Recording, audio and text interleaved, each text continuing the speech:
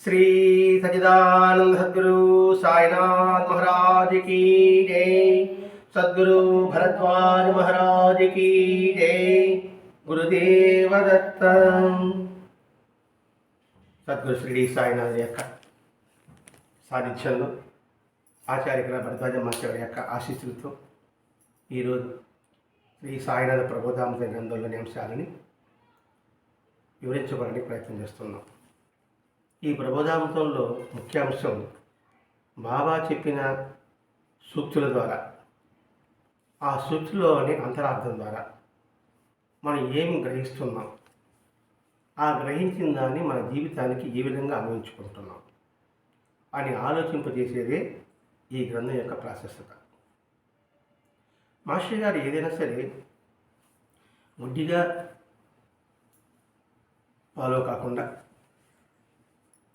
అందులోని మంచి చెడు రెండు తెలుసుకుంటూ ప్రయాణం సాగించాలి. అది ప్రతి ఒక్క అంశంలో కూడా మనం పరిశీలించుకుంటూ వెళ్ళగలగాలి. వాళ్ళు ఒక మాట చెప్పారు అంటే ఎందుకు చెప్పుకుంటారు, దాని అర్థం ఏమిటి?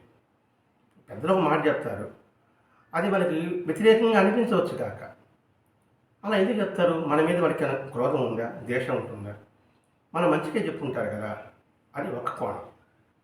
రెండవది, ఏదో మనం మాట్లాడాలనుకోండి, ఆ మాట అంతరార్థం ఏమిటి? పెద్దల మాట చద్ది మూట అంటారు. ఏంటి, ఎందుకు వచ్చింది ఆ పదం? వాడు పెట్టి పుట్టారా అంటారు. ఏమిటి దాని అంతరార్థం? పుణ్యం కొద్దీ పురుషుడు అంటారు. కారణం ఏమిటి? ఇక్కడ పురుషుడు అంటే మనం ఏమనుకుంటున్నాము? మగవాడు అనుకుంటున్నాం. కాదు, పురుషుడు అంటే మానవుడు అని అర్థం. ఇది పుణ్య కొద్ది పురుషుడు అన్నాడు, పుణ్య కొద్ది భార్య అని చెప్పలేదే అని ప్రశ్న మనకి రాలేదు. వచ్చి ఉంటుంది మనసులో, అది పుణ్య పురుషుడు భార్య అని చెప్పలేదే అనేసి. అందుకే సంస్కృతంలో పురుషుడు అంటే మానవుడు అని అర్థం. ఇట్లా ప్రతి ఒక్కటి ఆలోచించకపోతే ఏదో వాళ్ళు చెప్పారు, ఏదో వింటున్నాం అనే భావన పోతుంటుంది. ప్రతి ఒక్క మాటలో కూడా ఒక అమృత ధార ఉంటుంది. అది మంచివాడు చెప్పినా చెడ్డవాడు చెప్పినా మనం గ్రహించగలిగితే, చెడ్డవాడు ఒక మాట మాట్లాడాడు, అది కూడా అమృతారే. అరే ఆ మాటలో అది తప్పు కదా, కానీ మనం అలా చేయకూడదు కదా, ఆ చెడ్డవాడు మనం చేయకూడదు కదా అనే భావన మనకు వస్తాం. అట్లా ఆ కోణం నుంచి పరిశీలించుకుంటుండాలి. అందుకే జాగ్రత్తగా ఎరుగుతో నీ జీవితాన్ని సాగించు. అది జీవిత విధానంలో మనం భగవంతుని గురించి తెలుసుకునేటప్పుడు, లేదా ఆయన చరిత్ర చదివేటప్పుడు క్షుణ్ణంగా పరిశీలనాత్మకంగా దాన్ని పారాయణ చేయాలి. చదవాలి అనే పదం అనుకుంటున్నాం మనం. పారాయణ చేస్తే ఫలితం, చదివితే తెలుసుకోవడం. అట్లా ఇక్కడ బాబా చరిత్రలో ఒక్కొక్క సూక్తిలో బాబా ఏం చెప్పాడు? యాత్రకి, పబ్బానికి, పండుగలకి అప్పు చేయబాకు, అంటే ఎన్నడూ అరువు చేయవచ్చు.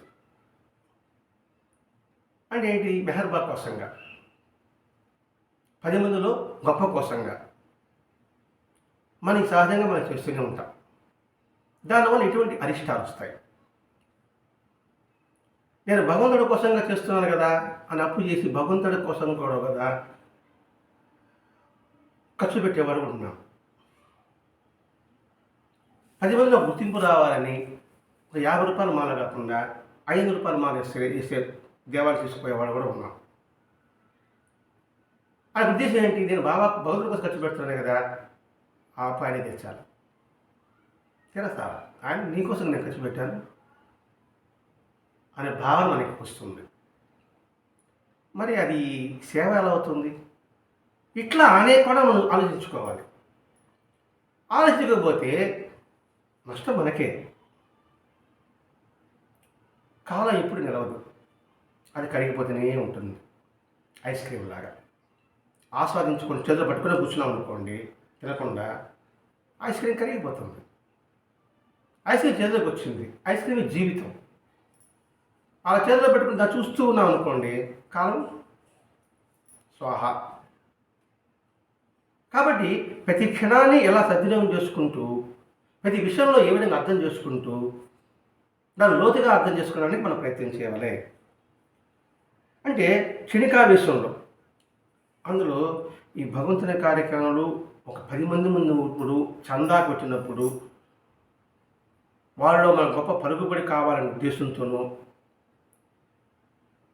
వాళ్ళకన్నా వీడు ఎక్కువ ఇచ్చాడు అని వాళ్ళ మెప్పు పొందాలను క్షణికావేశం చందా రాసేస్తాం. రాసేసిన తర్వాత ఎలా ఇస్తాబ్బా, ఎలా ఇవ్వాలబ్బా అని బాధపడుతూ ఉంటాం. సరే ఇట్లా బాధపడి ఆ ఇచ్చిన తర్వాత అక్కడ మన సరైన గౌరవం లేదనుకోండి, ఎందుకు ఇచ్చామంటారా అనుకుంటాం. ఎందుకంటే ఇది సహజంగా జరిగేది. క్షణికావేశంలో చేసే ధార్మిక కార్యాలకు అప్పు చేయొద్దు. నీకు శక్తి ఉంటే ఇవ్వు, శక్తి లేకపోతే మానే. ఎంత శక్తి ఉందో అంత ఇవ్వు. కాబట్టి అనవసరంగా అప్పు చేసి అటువంటి కార్యాలు చేయడం వల్ల దుష్ఫలితమే సత్ఫలితం కన్నా కూడా. తనకు మాని ధర్మం పనికిరాదు అని పెద్దలు చెప్పుకున్నారు. అదే బాబా చెప్తున్నాడు ఇక్కడ. అంటే ఇక్కడ బాబా చెప్పే ప్రతి ఒక్క సూక్తి కూడా ఎక్కడా కూడా మన సిద్ధాంతానికి, సాంప్రదాయాలకి, ఆచారాలకి విరుద్ధంగా ఎక్కడా మనకు కనిపించవు. అదే ఇక్కడ అలా చేస్తే చెప్తుంది. దీన్ని గుర్తించకపోతే ఎంతో అరిష్టానికి కావాల్సి ఉంటుంది, అరిష్టానికి గురి కావాల్సి ఉంటుంది. అరిష్టం అంటే ఇంకా దానికి మాటల్లో ఏం చెప్పలేము. ఏది ఉండదు, ఏది దొరకదు. అటువంటి అరిష్టం ఉంటుంది. క్షణికావేశంలో అలా దాన ధర్మాలకు వినియోగించే సంస్కారం లేమి అనుభవించి వచ్చినప్పుడు తాను చేసిన దానానికి పరితాపం చెందుతాడు. శక్తిమా ధర్మం చేశాను, దాని దగ్గర పేరు రాలేదు, దాని దగ్గర ప్రతిష్ట రాలేదు అన్నప్పుడు మనసులో బాధ ఉంటుంది కదా.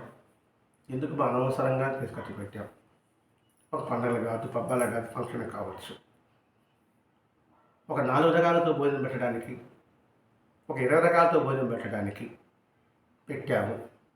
ఒక్కడైనా సరే బాగుంది, 20 రకాలు బాగుంది అని చెప్పకపోతే మనసు ఎలా ఉంటుంది?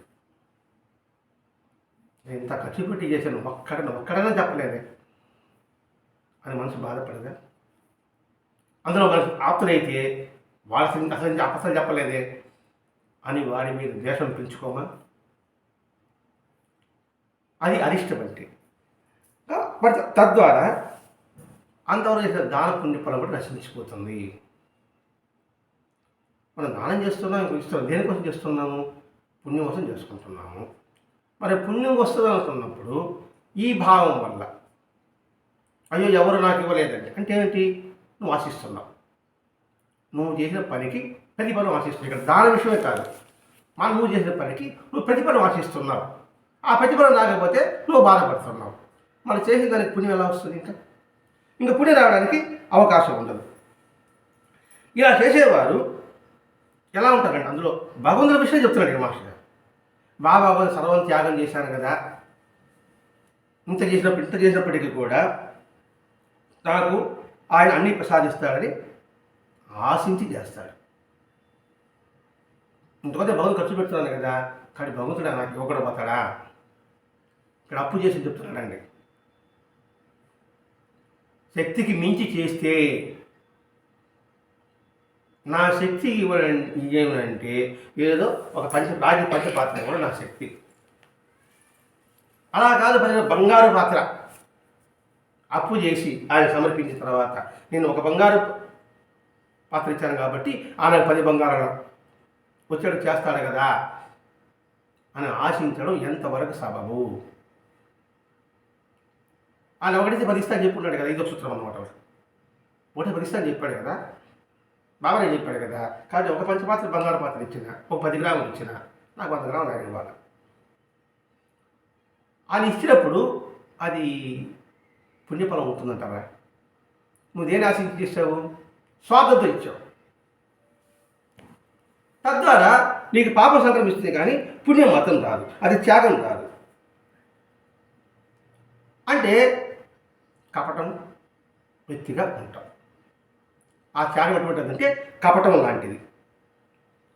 కీర్తి కాములు, అటు కీర్తి కోసం చేసేది, అహంకారంతో చేసేది. ఏది అటువంటి భగవంతు సమర్పించే దానమనండి ఏదైనా కావచ్చు కాక. తమ కష్టదశలో తమ త్యాగాన్ని అనుభవించిన వారందరూ కూడా మన కష్టకాలంలో మనం సహాయపడలేదు. ఇది లౌకికంగా నా మీద సహాయం పొందారు కొందరు. వాళ్ళు ఆపదలో ఉన్నాడు అని నేను సహాయం చేశాను, నా కష్టం వాళ్ళు సహాయపడలేదే, నేను సహాయం వాళ్ళు పొందారు కదా, లబ్ధి పొందారు కదా, మళ్ళీ నాకేదో వాళ్ళు సహాయం చేయలేదు అని నేను బాధపడితే నేను చేసిన సహాయం కాస్త బూడిదపాడు. అర్థమనుకుంటున్నాను. నేను ఒక సహాయం చేశాను, వాళ్ళు బాగుపడ్డారు, నా కష్టం వచ్చింది, వాళ్ళు నా ముఖం చూడలేదు. ఆడవాళ్ళు సరిపోద్ది, చూడలేదు అని బాధపడితే నేను ఇచ్చిన దానికి ప్రతిఫలం ఏమీ ఉండదు. అది త్యాగం ఎలా అవుతుంది? నువ్వు ఆశించావు, నేను సహాయం చేస్తే వాడు నాకు సహాయం చేయాలి అనే భావన ఉన్నప్పుడు అది స్వార్థంతో కూడిన త్యాగం అవుతుంది. త్యాగం కనుక ఆ పదవి వాడకూడదు ఇక్కడ. అట్టి ప్రతిఫలాన్ని ఆశించేది దానం కాదు, దాని కుచ్చిది దాత అంటే దాని ఏదో పదం కుచ్చిది దాత అంటే పనికిమాల దానం అనే భావన ఉండొచ్చేమో. అది అట్టి దానాలు, అట్టి సహాయాలు తమో గుణం సంబంధించింది, రాజసకానికి సంబంధించింది అని భగవద్గీతలో చెప్పున్నాడు. మరి ఎలా చేయాలి? తల్లి బిడ్డ కోసం ఏ విధంగా చేస్తుందో, బిడ్డని పెంచి పెద్దేళ్ళలో ఏదైనా ఆశించడము అంటూ చాలా తక్కువ. అది సేవ చేయడం అంటే. ప్రియుడి పట్ల, ప్రియుడికి ప్రియాల పట్ల ఎటువంటి చేస్తుంటారో, ఆశించకుండా చేసుకుంటుంటారో అది త్యాగం. మన దాన్ని ఆశిస్తే మాత్రం త్యాగం కాగలదు. ఇప్పుడు వాటిలో కూడా ప్రతిఫలం ఆశించే విధంగానే ఉంటుంది. తల్లి బిడ్డల విషయం కావచ్చు, బిడ్డ తల్లి విషయం కావచ్చు, ప్రియుడు ప్రియురాలు, భార్య భర్తలు, స్నేహితులు, బంధువులు, వీరందరిలో కూడా ప్రస్తుతానికి ఎక్కువ భాగం అలా ఉంటున్నారు. అది త్యాగం అనిపించదు. అంటే నేను ప్రతి పనిని కూడా ఏదో ఆశించి చేయడము అనేది ఉండడం వల్ల మనకి నష్టం తప్ప లాభం మాత్రం ఉండదు. నా డ్యూటీ నేను చేస్తున్నా, దీనికి ప్రతిఫలం రావడము రాకపోవడము భగవంతుడి లెక్క, దీంతో నాకు సంబంధం లేదు. నాకు ఈ పని చెప్పాడు, నేను చేసుకుంటూ పోతున్నాను అంతే. ఇతరుల మెప్పు కోసం నేను ఏ పని చేయకూడదు అని తీర్మానించుకుంటాడు సాత్విక గుణం కలిగిన వాడు. లేకపోతే ఉంది, నువ్వు ఇచ్చావు నేను ఇచ్చాను అయిపోయింది, నువ్వు పెట్టావు నేను పెట్టాను. ఇది వచ్చి రాజశకం. తామసికం ఉంటున్నది, నేను వస్తే ఏమి ఇస్తావు, మీరు ఇస్తే ఏం చేస్తారు. ఇవి రాజశకము తామసికం సంబంధించింది. ఇవి సత్ఫలితాన్ని మాత్రం ఇవ్వరు. సాత్వికమైన దానమే సత్ఫలితం ఇస్తుంది. ఇక్కడ సాత్వికమైన దానం అంటే ఏంటి? నేను దానం చేశాను, నాకుంది, నేను చేశాను. దానం అంటే ఒక డబ్బనే కాదు, మాట కావచ్చు, చేతలు కావచ్చు, ఏదైనా కావచ్చు కాక. ఎవరు పని చేసుకుంటున్నారు, ఫంక్షన్ చేసుకుంటున్నారు, నేను మీ సహాయపడ్డాను అంతే. వాడు నాకు రేపు సహాయపడాలి అని పోయి చేయడం మాత్రం కుచ్చిద్దాక సేవ అంటారు. ఆశయం చేస్తున్నారు, వాడు వస్తాడో రాడు లేదు, నేను పోయి వాడు సర్వీస్ చేస్తాను అంతే. వాడు రాని రాకపోని, అది సాత్వికమైన దానవ పదం, సాత్వికమైన సేవ. ఇది మహాత్ముల విషయంలో నాకు అర్థమవుతుంది. కొలమూడి వెంకటేశ్వర విషయంలో కావచ్చు, బాబా విషయంలో కావచ్చు, మాస్టర్ గారి విషయంలో కావచ్చు, వివేకానంద విషయంలో కావచ్చు, ప్రతి ఒక్క మహాత్ముడు చూడండి, వాళ్ళు ఏమి ఆశించి సమాజానికి హితాన్ని చేకూరుస్తున్నారు, హితాన్ని చెబుతున్నారు. ఇప్పుడు వివేకానంద చూసుకోండి, ఆయన ఏం ఆశించి ప్రపంచ పర్యటన చేశాడు, దేశ పర్యటన చేశాడు, అది సేవ. ఆ సేవ వాళ్ళు ఎవరు చూసి నేర్చుకున్నారు? హనుమంతుని చూసి నేర్చుకున్నారు. మరి ఆంజనేయ స్వామి ఇంతమందికి సుగ్రీవుని పరిచయం చేయించాడు. ఏం ఆశించాడు? ఏం ఆశించాడా? లక్ష్మణుడు మూర్చపోతే సంజీవుని తీసుకొచ్చి ఇచ్చాడు. ఏం ఆశించాడు? సీతారామకి కనుగొని చెప్పాడు. ఏం ఆశించాడు? చివరి వరకు కూడా ఏం ఆశించలేదు. దాస్యం సేవ చేశాడు. అందుకే బాబా ఎప్పుడు హనుమంతుడి చూపించాడు ఆయన. అది సేవ చేయడం అంటే. ఇట్లా ప్రతి ఒక్క విషయంలో కూడా, ఇప్పుడు దాన విషయంలో చూడండి, శిబి చక్రవర్తి ఆ కథ అందరికీ మనకు తెలిసి ఉంది. ఏం ఆశించాడు? ఒక పావురాన్ని కాపాడాలనుకున్నాడు అంతే. తన శరీరాన్ని అర్పించాడు. బలి చక్రవర్తి గురువుగారు చెప్పారు, ఒరే నాయన పాపించాడు, వాడు మహావిష్ణుడు ఆయన మొత్తం నాశమైపోతున్నా అలా అడిగాడు అంతే. దాని తర్వాత ఏ ఫలితం వస్తుందో నాకు సంబంధం లేదు. అందుకని చిరస్థాయిగా నిలబడగలిగాడు. అంటే మనసులో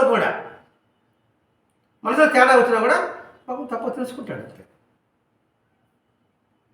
ఇట్లాంటి మనం అలవర్చుకోవడం కోసమే మాస్టర్ గారు మనకి ప్రబోధం అందించాడండి. మన జీవితంలో ఇట్లాంటివి అలవర్చుకోవడానికి ప్రయత్నించి, ఏదో పూజ పురస్కారము ధ్యానము యోగం మనస్తర పనులు వాటిలో పడి భావాన్ని నువ్వు మర్చిపోతున్నావు. వాటి ద్వారా నాకు పుణ్యం వస్తుందని ప్రార్థిస్తున్నావు. వాళ్ళు ఒక్కడు ఇది బాగలేదు అని చెప్పినప్పుడు నీ మనసు కుంచుకుండా పోయి ఉండగలుగుతుందా? ఉంటే మొత్తం పోయింది. ఇలా ఉంటే మంచిది తెలిసిన తర్వాత అలర్ట్ అవుతాం. అంటే ఇది ఒక హెచ్చరిక బోర్డు లాంటిది. జాగ్రత్త పడడానికి మనకెంతో ఉపయోగపడుతుంది. దీని ఉదాహరణ బాబా దగ్గర చూడండి, ద్రాక్ష పండ్లు తీసుకొస్తారు తల్లి బిడ్డలు. ద్రాక్ష పండు బాబాకి ఇచ్చేస్తుంది. కూతురు ఏమనుకుంటుంది, అయ్యో మొత్తం బాబాకి చేశాడే, ఆయన తినడు, అందరికి పంచి పెట్టేస్తాడు, ఆయన తిన్నట్లు కాదు, తిరిగి మనకు కొత్త ఇచ్చినట్టు కూడా కాదు అని మనసులో అనుకోగానే బాబా ఏం చేశాడు బాబా తిరిగి ఇచ్చేసాడు. వెంటనే వాళ్ళు ఏమన్నారు, కొద్దిగానే తీసుకున్నారు. అప్పుడు కుళ్ళి దాచిపడి తీసుకున్నాడు. ముందు తిరిగి ఇచ్చేసాడు. అయితే ఆ పదం మనం మర్చిపోకూడదండి. ఇస్తారు కుళ్ళిపడి తీసుకోలే, తిరిగి ఇచ్చేసాడు. అప్పుడు తల్లి బాబా ఏంటి మొత్తం ఇచ్చేస్తున్నారని సంగతి ఏం చెప్పలే, మీ అమ్మాయి ఇలా అనుకున్నది అని చెప్పలే, కుళ్ళిని పండు తీసుకున్నాడు. అంటే ఏంటి? ఆ పాపలను కుళ్ళిని మనసును చేసుకున్నాడు. వెంటనే పాప ఏమనింది, అమ్మ నువ్వు నాకు ఇచ్చావు, నాకు ఇలా అనిపించింది అని. ఇంకా ఆ పాప జాగ్రత్తగా ఉంటుందా ఉండదా? ఆ పాపలో ఉన్న మనసును కుళ్ళిన మనసుని బాబా తీసుకున్నాడు. మంచి సత్వగుణాన్ని వాళ్ళని సమర్పించాడు. ఈ ఒక్క సంఘటన మనం గుర్తుపెట్టుకున్నప్పుడు మనం దేవాలయం వెళ్తుంటున్నాం. ఏదో నైవేద్యం ఒకటి పెట్టామనుకోండి, ఆ నైవేద్యం పెట్టాలని ఆ నైవేద్యం పంచకుండా పక్కన పెట్టినా కూడా మనకు బాధగా ఉంటుంది. ఏదైనా మనం పెట్టకుండా పక్కన పెట్టుకున్నాడే, ఏం చేస్తాడు, ఇంటికి ఎత్తుకొని పోతాడేమో, కొంచెం పెట్టాడా, అయ్యో అందరికి పెట్టాలి నేను తీసుకొచ్చానే పోయా. ఆయనకి ఇచ్చేసిన తర్వాత మనసు వస్తే అవుతుంది. అది పెట్టుకుంటాడో పారబోసుకుంటాడో ఏం చేసుకుంటాడో మనకు సంబంధం లే. మన భావన ఏంది, భగవంతుడు సమర్పించామంతే. ఇంక దానికి మనకి అటాచ్మెంటే లేదు.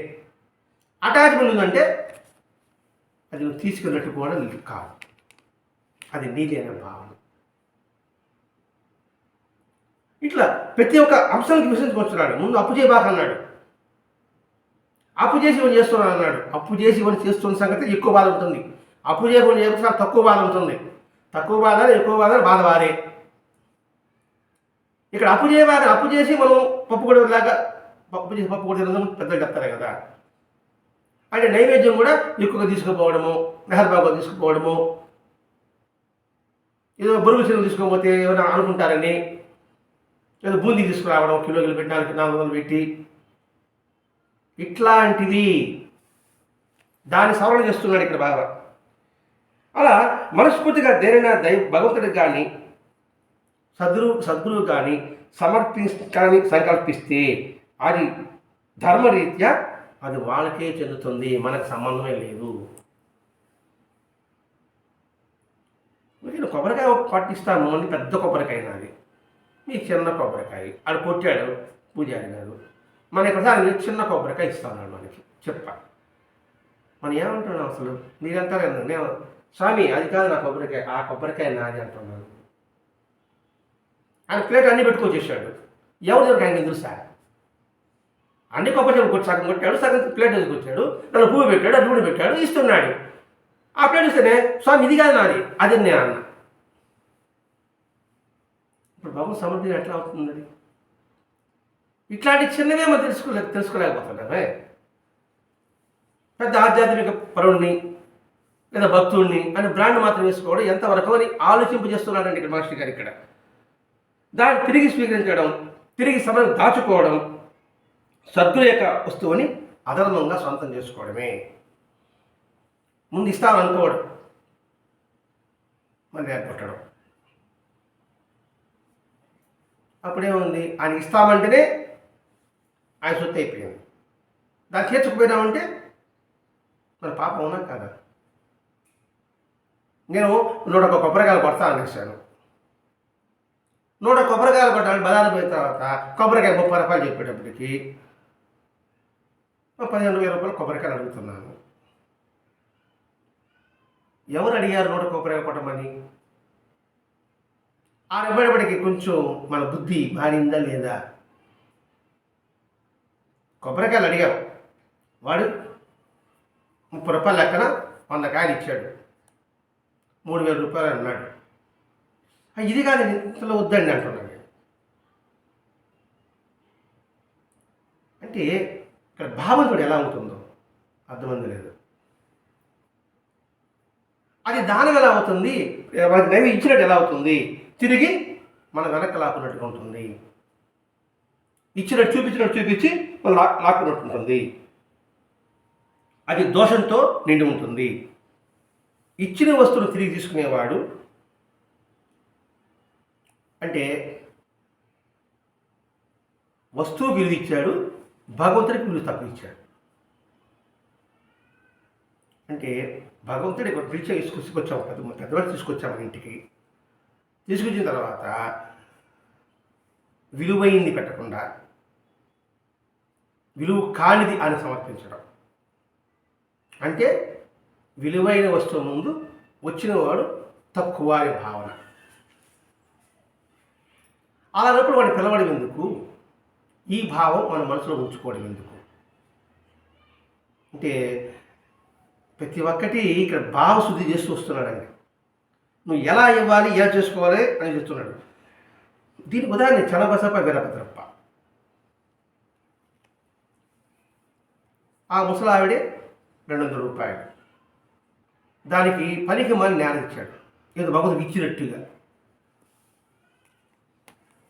అది పాపం ఉన్నా కాదా? ఇది ఏంటి? కఠోపనిషత్తు ఉంది.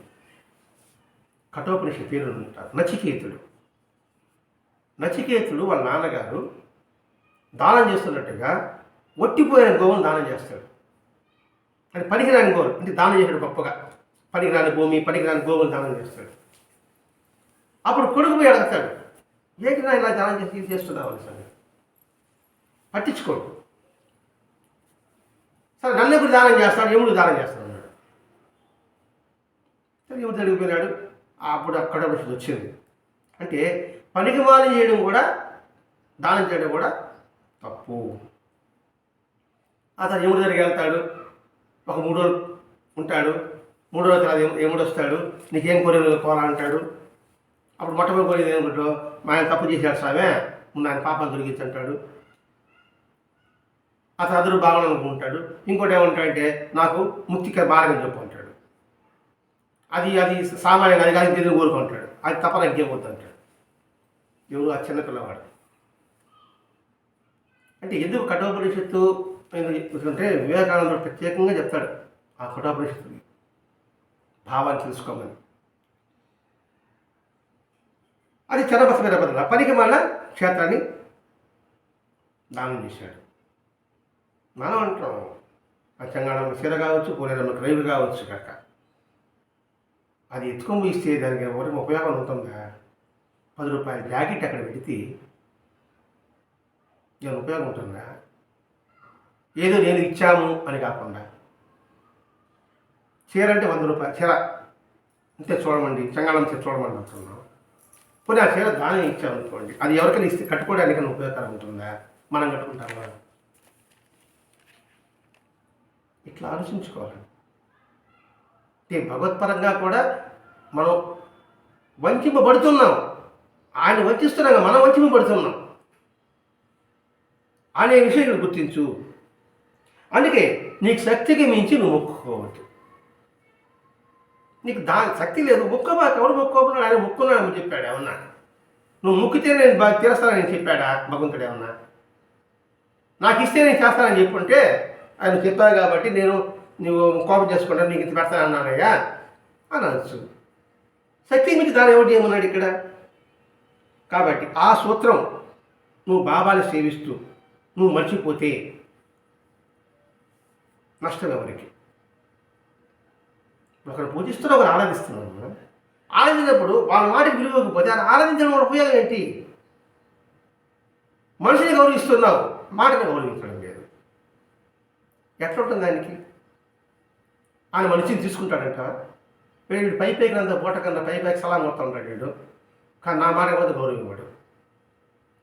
అంటే ఆయన మనకి ఎట్లా అనుగ్రహిస్తాడు? ఇది లోకతిని అలాగే ఉంటుంది.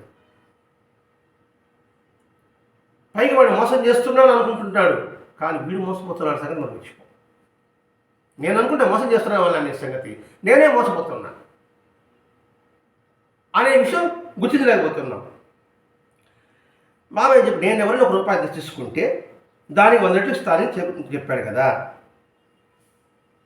దాన్ని మర్చిపోతే నీకు బాధ ఎందుకు? మర్చిపోకుండా ఉంటే నీకు బాధగా, మర్చిపోతే కూడా బాధ.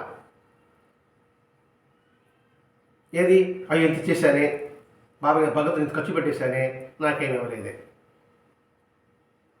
ఆయన బాధ వచ్చినప్పుడు ఆయన మాటకి నువ్వు విస్మరించినట్టే. ఆయన చెప్పాడు నువ్వు నాకు 10 ఇస్తే 100 ఇస్తా అని చెప్పాడు. అని చెప్పిన తర్వాత నువ్వు దాని పట్ల దృఢమైన విశ్వాసం సహనంతో ఉండగలుగుతున్నావా? అర్థం చేసుకోవాలి ఇక్కడ పాయింట్. నేను భగవంతుడికి సమర్పించేశాను. సమర్పించిన తర్వాత నాకు కష్టం వచ్చింది, ఆర్థిక పరంగా కష్టం వచ్చింది. వచ్చినప్పటికి కూడా ఏదో నా ప్రారంభం ఉంటుంది అని అనుకుంటున్నావా? లేక ఇంత ఖర్చు పెట్టారు కదా, నాకు ఎందుకు ఇంత కష్టం ఇచ్చాడు అనుకుంటున్నామా? ఆయన విశ్వాసం ఖర్చు సేవ చేశాను, దానికి ప్రతిఫలం ఆయన ఇస్తానని చెప్పాడు, ఇస్తాడు ఆయన దృఢ విశ్వాసం ఉంటున్నామా అని గుర్తించు. అందుకే ఇంతటి అనర్థాలకి మూలం ఏంటంటే నేను ఇస్తున్నాను, నేను ఇచ్చాను, నేను ఒక దాతని అని అహంకారము. నేను కాబట్టి సేవ చేశాను, నేను లేకపోతే ఎవడు లేదు. కార్యక్రమాలు చేస్తుంటాం, అంతైన తర్వాత నేను లేకపోతే ఇవన్నీ జరుగుతుందా అంటే అది అహంకారానికి పునాది. కాబట్టి ఇక్కడ ఆ అహంకారం వల్ల పతనం అయ్యేది మనమే. మన బాబాని సేవిస్తున్నాం, బాబాయ్ చెప్పి అల్లా మాలిక్ అన్నాడు, అది గుర్తుందా మీకు? హెచ్చరిక చేస్తున్నాడు ఇక్కడ. ఆయన సేవిస్తూ ఆయన యొక్క మాట ప్రతి మాట నువ్వు గుర్తుపెట్టుకుంటున్నావా? గుర్తుపెట్టుకున్నప్పుడు ఇంకా ఆయన సేవించడం ఎందుకు, ఆరాధించడం ఎందుకు, నేను బాబా భక్తులను చెప్పుకోవడం ఎందుకు? 10 మాట ఒక మాట సమానం చెప్పు అన్నాడు. వంతుడు కీచాడు మానన్నాడు. మరి వంతుడు కీచినాడు కూడా మానగలుగుతున్నామా? లేదు. మరి ఆయన ఎట్లా చేసినావు? వంతులు ఎందుకు? నువ్వెంత నేనంత అనుకోవడం ఎందుకు? ఇట్లా ప్రాక్టికల్ చేసు. ఒక్కసారిగా వస్తుందా, వచ్చేసిందా అని కాదండి. ఈ మానవ జన సాధకం మనం సంస్కరింపబడమే, దీని ఉద్దేశమే అది. మొత్తం అది గుర్తుపెట్టుకోవాలి. దీని ఉద్దేశం మన సంస్కరింపబడి తరించడమే. ఎంతో పురోగం ఉండే తప్ప మానవ జన్మ రాదు. ఇవన్నీ బుర్రలోకి తిరుగుతూ ఉండాలి. మూలం ఇది, అందుకోసం ఇవి. లేకపోతే ఎందుకు ఈ సత్సంగాలు ఇవన్నీ కూడా ఏం ఉపయోగం ఉంటుంది? మెహరబా కోసం అని ఆలోచించి ఇక్కడ అల్లా మరొకటి మర్చిపోతున్నాం. అలా విస్మరిస్తే దుష్ఫలితే ఉంటుంది. అందుకు బాబా ప్రతిసారి అల్లా మాలిక్ ఎందుకని మనం గుర్తు చేయడం కోసమే. నిరంతరం గుర్తుపెట్టుకోండిరా, ఆయన ఇది మన చేతులు అంటే ఏమీ లేదు. బాగా ఆలోచించండి. మనం పీల్చే గాలి నుంచి, నడిచే నేల నుంచి బాగా ఆలోచించండి. ఇందులో మన ప్రమేయం అంటూ ఏమీ లేదు అని నిరంతరం గుర్తుపెట్టుకోవాల్సిన అవసరం ఉంది. భగవంతుడికి సమర్పించింది ఏదైనా సరే అది అందరికీ అందబడుతుంది. ఇక్కడ భగవంతుడు అంటే ఇది సాయనో, కృష్ణుడనో, రాముడునో కాదండి. అందరి రూపంలోని చైతన్యానికి మనం సహాయం చేస్తున్నాం. ఆ భావన కలిగించడమే ఇక్కడ బాబా ఉద్దేశం. ఇక్కడ బాబాకి ఇచ్చాడు. బాబా ఏం చేస్తున్నాడు? అందరికి పంచుతున్నాడు, తనకి పెట్టుకుంటున్నాడా అనే విషయం గుర్తుపెట్టుకునేవాడు ఇటువంటి దురాలోచన రాదు. ఎటువంటి దురాలోచన, అయ్యో ఇచ్చేసేమో, పోయిందో వచ్చిందో మనకి ఆయన ఇవ్వలేది అనే భావన రాదు. ఇప్పుడు బాబా యొక్క సర్వజ్ఞాన్ని పరీక్షించాలని శ్యామ ఏం చేశాడు? ఎవరో ₹2 బాబాకు పంపించారు అని తెలుసుకోవడం అని చెప్పేసి ఆ ₹2 పాతి పెట్టాడు. బాబా కోరుకున్నాడు, ఏం మాట్లాడాలి. కొంతకాలానికి వాళ్ళు దొంగలపడి మొత్తం దోచుకున్నారు. అయ్యో బాబా, నా డబ్బంతా పోయి దొంగలు పడ్డారన్నాడు. నాది ₹2 6 మాసాలు అయింది. నేనేమో చెప్పుకునేది అంటే మీ ₹2 కోసంగా నా ₹2000 పోగొట్టారా మీరు అన్నాడు. నేను ఫకీర్ని, నా ₹2 ఎంత విలువో ₹2000 అంతే విలువ. బాధ ఒకటే. ఇప్పుడు మనం బ్యాంకు లోన్కి పోయినాం, 10 లక్షలు లోన్ కావాలి, 50 లక్షలు లోన్ కావాలి. అప్లికేషన్ ఫారం తేడా ఉందా? ఒకే అప్లికేషన్ 2 అప్లికేషన్ ఉంటుందా? 10 లక్షలు కట్టబడికి జరిమానా ఉంటుందా? 50 జరిమానా, అంత శిక్ష ఒకటికే ఉంటుంది. ఎగ్గొడితే తేడాలో ఉండదు, అంకెల్లో తేడా. కాబట్టి నా పకి నా ₹2 ఉంటే నడిచింది. మరి ఎందుకు ఇంత బాధపడ్డాడు? ఎందుకు అంత డబల్ ఖర్చు అయింది? ఆలోచించాలి. బాబాకి ₹2 ఇస్తే ఆ ₹2 ఇంకోటికి ఇస్తాడు అనుకోండి. బాబాయ్ ముంచుకోలేదు, ఆ ₹2 వాడికి ఇచ్చాడు. వాడు దానివల్ల బాగుపడతాడు. ఇప్పుడు ఆ ₹2 నువ్వు నాకు ఇవ్వలే, నేను ఇతరులకు ఇవ్వలేకపోయినా, ఆ వచ్చిన సహాయం చేయలేకపోయినా, ఆ సహాయం చేయడం వాడు బాధపడే బాధంతా కూడా వీడు అనుభవించాలి. కాలం పట్టుకోవాలి. ఇక్కడ నీ వల్ల కదా వాడికి సహాయం చేయలేకపోయాను. కాబట్టి వాడు కలిగే నష్టం, వాడి పడే బాధ, వాడి క్షోభ అంతా కూడా నువ్వు పడతావు. చూడండి, అందుకే ధర్మం సూక్ష్మం చెప్పాడు. అంటే ఎదుటివాడు మనం చేసే పొరపాటు వల్ల ఒక్కడ కాదు, వాడి మీద ఆధారపడి ఉన్నారే, వాళ్ళతో బాధపడ్డా కూడా ఆ బాధపడినంత కూడా మనకి వస్తుంది. చూడండి, ఏడ కనెక్షన్ ఉంటుందో. తీగలాగా డొంకంత కలుతున్న లెక్కలో ఇప్పుడు మీరు అనుకోండి, మీ మీద ఆధారపడి ఉండే వాళ్ళ బాధపడకుండా ఆ బాధ, మీ బాధ అన్నీ కూడా నేను అనుభవించాలి. ఇక్కడ ఇప్పుడు ఒక కుటుంబం ఉంది. ఆ కుటుంబంలో ఒకటి వ్యసనపరుడు నే రాజ్యం తిరిగిపోతుంది, వాళ్ళకే నష్టం అని ఆ వ్యసనానికి వాడు బాని చేస్తే వాడి మీద ఆధారపడి ఉండే బాధంతా కూడా వాడు అనుభవించే అవసరం ఉందా లేదా? అందుకే మనం ప్రతి పని కూడా చాలా జాగ్రత్తగా, క్షుణ్ణంగా, పరిశీలనాత్మకంగా మాట కానీ చేత కానీ ఆచి చూచి అడుగు వేయడం, ఆచి చూసి మాట్లాడడం, దీనివల్ల ఎంతవరకు ఇబ్బంది కలుగుతుందా, దానికి మంచి జరుగుతుందా అని ఆలోచించడం. అదేగా థింక్ అనే పదం మాట్లాడడం. థింక్ అంటే ఆలోచించండి. ఏ పదమైనా సరే, ఏ మాట అయినా సరే.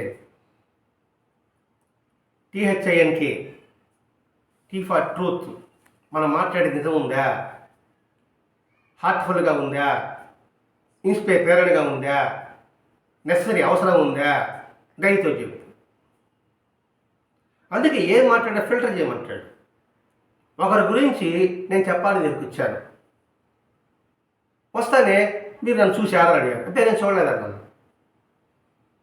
పోనీ ఆ విషయం వల్ల నీకు మనకు ఉపయోగం లేదన్నాను. అట్లా నాకు చెప్పడం ఎందుకుగా ఇలానే అనుకోండి, అది వినా సంవత్సరం రాదు కదా. ఇట్లాంటి అన్నీ కూడా నుంచి మనం చూసుకుంటూ రావాలి. ఇక్కడ ఈ షామాకి ఎందుకు కలిగింది? ఆ ₹2 వాళ్ళు ఎవరైతే లబ్ధి పొందుతారో, ఎంతమంది అయితే లబ్ధి పొందుతారో ఆ లబ్ధి పొందిన వాళ్ళ పాపం అంతా కూడా అనిపించాలి. కాబట్టి జాగ్రత్తగా మాట్లాడడం, ఆటలాడడం ఆలోచించి చెయ్యి. ఒక్కొక్కసారి బాబా దక్షిణ లేకపోతే పక్క వాళ్ళని అడిగి తీసేయమంటాడు. అది కొన్ని ప్రత్యేక సందర్భాలు. దీన్ని ఆసరా పెట్టుకొని ఈ సాయి సత్సంగంలో కొంతమంది డబ్బులు అడిగి వచ్చారనుకోండి, నీ దగ్గర లేకపోతే ఇంకోటి అడిగి తీసి అదన్నా కావచ్చు, లేదా నీ భర్తకు చెప్పకుండా నీ నగలన్నా అయ్యి మళ్ళీ తిరిగి ఇచ్చేస్తా అని కపట గురువులు కూడా ఉంటున్నారు అని రాసినాడు మాస్టర్ గారు. ఇక్కడ వాడేం చెప్తాడు, నా బోర్డు కూడా చెప్తాను కదా, మిగతా ఎందుకు నేనే ఆడతా. బాబా చెప్పాడు కదా సహాయం చేయమని, నీకు సహాయం చేయి. నువ్వు సహాయం చేయకపోతే మీ ఇంట్లో చిప్పనిచ్చే సహాయం చేసి, ఎందుకంటే నా మీదకి వస్తే ఏదో గౌరవం ఉంటుంది కదా, ఏదో సత్తంగా చెప్తానంటే వీడు ఏదో మంచి చేస్తాడంటే ఒక ఆలోచన ఉంటుంది కదా, అంటే గురువుగా చూసుకుంటారు కదా. గురువు మాట దగ్గర కదా, గురువు అడిగినప్పుడు అంతకన్నా అదృష్టం ఏముంది అనుకుంటాం కదా. ఆయన మన ఎవరు నన్నే అడిగాడే, నేనే చెప్తాను నేను ఎవరు అడగలా, నేను మిమ్మల్ని అడిగా అని అంటారు. ప్రతి ఒక్కరు అదే కదా అంటారు. నేను ప్రతి అదే మాట, ఎవరు అడగా, ఎవరు చెప్పాలి నువ్వు అడిగినట్టు, ఎందుకంటే మళ్ళీ వాళ్ళు ఏమని అనుకుంటారు, వాళ్ళు అడగలేదు అనేసి. అని అడిగే మీరు పొంగిపోతారు. మనల్ని అడిగాడు బా, ఎంత గురువు అండి, ఎంత దయ మన మీద. ఎట్టైనా సరే ఇంట్లో వాళ్ళు తెలియకుండా సరే ఇచ్చి మోసపోయిన వాళ్ళు చాలామంది ఉన్నారు. అందుకని మాసగజ్జనుడు అటువంటి స్వార్థపరులను పడి భక్తులు చెడిపోతారు. అందుకే ప్రబోధావతిని ఎవరు చదవాలండి. ఓ అమ్మాయి చెప్తే దీన్ని సూక్తులు చెప్తే కామెంట్లు పెడతా ఉన్నారు. ఇది కాదు పెట్టాల్సిందే, ధ్యానం గురించి యోగం గురించి పెట్టండి అని పెట్టాడు ఒక కామెంట్. మరి మరి ప్రమాణం మాస్టర్ గారు అంతే, ప్రబోధావతం బాబా ప్రమాణం, వాళ్ళు చెప్పేది నేను పెడతాను అని మన వాదన. మా సొంతం ఏం లేదు, మాస్టర్ గారు చెప్పింది పెడుతున్నాము, బాబా చెప్పింది పెడుతున్నాము. మీకు నచ్చకపోతే అంటే గుమ్మడికాయ దొంగలు ఉండి బుధాలు అనుకున్నట్లు లెక్క అయిపోయింది. అటువంటి సమాజంలో మనం ఉన్నాం. మనకి ఎంత హెచ్చరిక చేస్తున్నాడు మాస్టర్ గారు, అసలు నిజంగా మన అంత అదృష్టం అండి. వీటి బారిన పడకుండా మాస్టర్ గారు మనం కాపాడుతున్నాడు. బారిన పడి నష్టపోయే వాళ్ళు చాలా మంది ఉన్నారండి, ప్రతి ఒక్క ఊళ్ళో ఉన్నారు సత్సంగాల పేరుతో. అంటే అన్నీ అని చెప్పలేమండి. ఒక విషయం ఒక్క విషయం కలుపు ఒకే, ఆ ఒక్క కలుపు ఒక్క మొత్తం ఏం చేస్తుంది, అవి అంతా ఈ మాస్టర్ గారిని నమ్ముకున్న దొంగలంటే అన్నారు అనుకోండి, పరిస్థితి ఏమైంది చెప్పండి. ఇది పైకి ఒక మాట ఒకటి చేతులు ఒకటి అన్నారు అనుకోండి, నింత ఎవరికి ఆయనకు వస్తూ ఉన్నారు. అందుకని మాస్టర్ గారు హెచ్చరిక చేస్తున్నారు, మీరు వాళ్ళు బారి పడబోతారు. బాబా అడిగాడు కొంతమంది ప్రత్యేకంగా, ఏ సందర్భంగా అడిగాడు, వాళ్ళ ఆహారాన్ని పోగొట్టుకోవడం కోస్తాడు. నా నానా చేతులు దొరికే విషయంలో. ఇంకోటి అనుకుని ఎగ్గొడితే, నేను వచ్చి బాబాకి ఒక ₹2 ఇవ్వాలనుకున్నా, మళ్ళా అధికంగా అడగతాడని చెప్పేసి నా దగ్గర డబ్బు లేదని చెప్తే, డబ్బులే ఉంటుంది మళ్ళీ అడిగితే లేదని చెప్పచ్చు కదా, నా డబ్బులు వచ్చి మీ దగ్గర దాచిపెట్టా. ఆ డబ్బులు ఇచ్చేసి అడిగి దక్కిచ్చేసిన, మళ్ళీ అడిగాడు నా దగ్గర డబ్బులే లేదు బాబా అంటే వాళ్ళు అడిగి తీసుకురాడు. అంటే నేను ఎవరు తిరిగి ఇచ్చారో వాడు డబ్బులు ఇస్తాడా, వాడు ఇచ్చేస్తాడు, నీ డబ్బే నీకు ఇచ్చినా అంటాడా, మీరు ఇంకేమని అంటారా. అట్లా సందర్భంలో బాబా చెప్పుడాడే కానీ దాన్ని ఆసరా తీసుకునేసి కపట గురువుల బారిన పడడం చాలా ఇబ్బందికరము అని హెచ్చరిక చేశాడు. అందుకనే సద్గురువులు నటించే స్వార్థపరుల బారిన పడి భక్తులు చెడిపోతారు. అని హెచ్చరిక చేశాడు. ఇలా సేకరించిన దక్షిణ ఎలా వినియోగించుకోవాలో, ఎలా వినియోగించారో అది కూడా చూడాలి కదా. మనం బాగా ఇచ్చాము, అని ఎలా వినియోగించాడు చూశారనుకోండి, వాడు ఇచ్చేవాడు 10 ఇచ్చేవాడు 100 ఇస్తాడు. అలా లేదనుకోండి, 10 ఇచ్చేవాడు అసలు లేదంటాడు. ఎంతని గమనిస్తే అప్పుడు మనకు అర్థమవుతుంది ఆ సంపదని, ఆ ధనాన్ని ఏ విధంగా ఉపయోగిస్తున్నాడు అని గుర్తించు. అలా గుర్తించినప్పుడు ఏది ఎవరికి వాడు, నేను మీకు ఇస్తున్నాను అనుకోండి, దాన్ని సద్వినియోగం చేస్తున్నాను లేదా అని గమనించామనుకోండి, సద్వినియోగం చేయడంతో మనకు ఆనందం ఉంటుంది. అది ఇక్కడ ఇలా మన చేత సద్వినియోగం చేస్తున్నాడు కాబట్టి భరద్వాజ మహర్షి గారు ఏబిఎస్ఎస్ కలకాలం ఇప్పటి నుంచి 2004 నుంచి 2024 వరకు నిర్విఘ్నంగా జరుగుతూ ఉంది. మరి ఎట్లా పంపిస్తున్నాడో ఎట్లా వస్తుందో ఎవరికి తెలియదు, దానికే తెలుసు. అంటే ఏంటి, ఒక స్టాంపు ఏబిఎస్ఎస్ సక్రమంగా సద్వినియోగం చేస్తున్నారు. ఆ పేరు కాపాడుకోవాలనే ప్రయత్నం.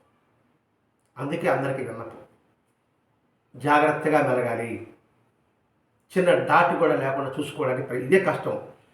పేరు సంపాదించుకోవడం చాలా కష్టం, దాన్ని నిలబెట్టుకోవడం అంతకి 100 రెట్లు కష్టం. అందుకే ఇవన్నీ హెచ్చరిక మనకి మాస్టర్ గారు ఇస్తున్నాడు ఈ ప్రబోధార్థం ద్వారా. అలా కాకుండా స్వార్థంతో కూడి చేసే ప్రతి పని కూడా అది ఇబ్బందికరంగా అవుతుంది. అందుకే భగవద్గీత కృష్ణుడు ఏం చెప్పాడు, పత్రం ఫలం పుష్పం తోయం. ఏమీ లేదు, ఒక ఆకివు పండివు నీళ్ళివు ఒక పువ్వు పెట్టు, పలానా పువ్వు ఏం చెప్పలేదు కదా. అది భగవంతుడు చెప్పాడు కదా, శ్రద్ధాభక్తులు సమర్పించిన నైవేద్యం నేను తప్పకుండా స్వీకరిస్తాను అని ఆయన ప్రమాణం చెప్పాడు కదా. అంతకన్నా మనకి ఇంకేం కావాలి. చివరికి నీరనేసి తృప్తిగా స్వీకరిస్తారని భక్తుడు అనుగ్రహిస్తాడని చెప్పాడా లేదా. ఇట్లా ప్రతి ఒక్కటి తీసుకుంటే ధర్మకార్యాలకు శక్తికి మించి ఎలా వ్యయం చేయకూడదో, అలాగే శక్తి ఉండి కూడా దానం చేయకూడదు కూడా పాపమే. శక్తి ఉండి చేయలేకపోయినా పాపమే, శక్తి లేకుండా అప్పు చేసి చేయడం పాపమే. అంటే ఏ విషయంలో సమతుల్యం కలిగి ఉండు అని చెప్పడం ఇక్కడ బాబా యొక్క ఉద్దేశం. ధర్మకార్యాలకు ఇంకా అధికంగా వ్యయం చేయలేని వారికి సంగతి ఏమిటి, డబ్బు లేని వారి సంగతి ఏమిటి. శాస్త్రాలు దానం చేయమని చెప్పారు, మరి నాకు శక్తి లేదు, అప్పుడు శాస్త్రం అబద్ధం చెప్పింది. బాబా ఏం చెప్పాడు, శాస్త్రాలు అన్నిటికీ అబద్ధం కావు. నువ్వు ఆకలి బట్టి ఏ ప్రాణికి పెట్టినా కూడా నాకు చెందుతుంది, నువ్వు తినేది పెట్టు. మరి ఇది దానం కాదా. మనం ఏ గంజి తాగుతాం అనుకోండి, ఆ గంజి పెట్టండి, అది దానం కాదా. అందుకని ఇక్కడ డబ్బులు లేని వాళ్ళు కూడా ఎలా పుణ్యం సంపాదించాలంటే దాని గురించి ఇస్తున్నాడు. ఇక్కడ ఆకలికున్న ప్రాణికి అన్నం పెట్టు. ఎందుకంటే అన్ని రూపాలు సర్వత్రా సంచరించేది భగవంతుడే. రుణానుబంధ విశుద్ధి గుర్తించుకో. బాబా శుద్ధి ఎలా ఉంటుంది ఒక్కొక్కటి అది గుర్తించుకో. రుణానుబంధం వచ్చాడు కాబట్టి నీకు చేత బాబా అంటాడు, ఒక బెల్లం మొక్క ఇచ్చి పంపురా అన్నాడు. పొట్టి చేత పంపకూడదు. నిన్నేమైనా అర్థిస్తే ఇవ్వదలుచుకుంటే ఇవ్వు, కాకపోతే అబద్ధం చెప్పద్దు. రెండోది ఏమన్నాడు, నాకు అర్పించకుండా ఎవడైతే ఏమి తినడో వాడికి నేను బానిసని చెప్పున్నాడు బాబా. ఇది ఎవరికి అధికంగా వ్యయం చేయలేని వారికి కూడా చెప్తున్నా, అంటే వాడు కూడా ధరించాలి. నాకు సమర్పించకుండా ఎవడైతే తినడో వాడికి నేను బానిస అన్నాడు. అంటే నువ్వేం తీసుకుంటావో అది భగవత్ ప్రసాదం భావించు. ఇక్కడ అర్పించడం కూడా కాదు, భావించడం కూడా సరే, ఇది నాకు భగవంతుడు ఇచ్చే ప్రసాదం. వాడికి నేను బానిసన్నాడు. నా భక్తుల ఇంట్లో అనవసరాలు ఏమీ ఉండదు, ఇవన్నీ మనం విశ్వసించామంటే మరి మనకి ఎందుకు దుఃఖం ఉంటుంది, ఎందుకు భయం ఉంటుంది. నా బిడ్డను పశువులించను, నా వాణి నా నుంచి దూరం ఏ నాటికి కానివ్వను. ఇవాటి ధర్మగ్రంథం నేను చేరే కదా అనుకునే వాళ్ళు కూడా బాబా ఎలా చెప్తున్నాడు అంటే ఇవన్నీ శాస్త్రం చెప్పబడింది. నా వాణి నా నుంచి దూరం ఏ నాటికి కానివ్వను. నా వాణ్ణి అంటే ఆయన వాణ్ణి కావాలంటే ఆయన తృప్తికరమైన రీతిలో నువ్వు జీవించగలిగితే ఆయన వాడవుతావు. ఆయన చెప్పిన విధానం నువ్వు అనుసరించగలిగితే ఆయన వాడవుతావు. ఇంత అర్థం చెప్పున్నాడు. అంటే మొట్టమొదట ధర్మకార్యాలకి అప్పు చేసి నువ్వు అటు ధర్మకార్యం చేయవచ్చు. అప్పు చేసి పప్పు కూడా తినవచ్చు. దానివల్ల అరిష్టాలు కలుగుతాయి. ఆ తర్వాత నువ్విచ్చే దానం కావచ్చు, సహాయం కావచ్చు, ప్రతిఫలం ఆశించి చేయవచ్చు. నువ్వేం చేసినా కూడా అది రుణాలను విషయం గుర్తించుకొని చేయి. ఏ శాస్త్రం అబద్ధం చెప్పదు. నీకు ఉన్నంతలో చేయి. తనకు వాళ్ళ ధర్మం పనికిరాదు. సొంత లాభం కొంత అనుకుని పొరుగు వాడికి తోడుపడిపోయి ఈ సూక్తిని గుర్తుపెట్టుకో. అదే బాబా చెప్పేది వాళ్ళు చెప్పారు అంతే. ఇట్లా అనేక కోణాల నుంచి మనం పరిశీలనాత్మకంగా మనం గుర్తించగలిగితే బాబా చెప్పిన సూక్తిని మనం సరిగా అవగాహన చేసుకున్న వాళ్ళం అవుతాం. లేకపోతే చదివిన వాళ్ళం అవుతాం. మీరు చదవడం కాదు, అందులో భావాన్ని గుర్తించండి. ఇదే బాబా చెప్పడం, మాస్టర్ గారు మనకు తెలియజేయడం కూడా. ప్రతి ఒక్క సూక్తిలో కూడా అంతరార్థం ఇవ్వబడి ఉంటుంది. అది క్షుణ్ణంగా పరిశీలనాత్మకంగా గ్రహించగలిగితే మన జన్మ ధన్యం. ఇదే మనకి మాస్టర్ గారి ఈ బోధామృతం ద్వారా అందించిన గొప్ప అమృత గుళిక. స్వస్తి. శ్రీ సచ్చిదానంద సద్గురు సాయినాథ్ మహారాజ్ కీ జై. సద్గురు భరద్వాజ్ మహారాజ్ కీ జై. గురుదేవ దత్త.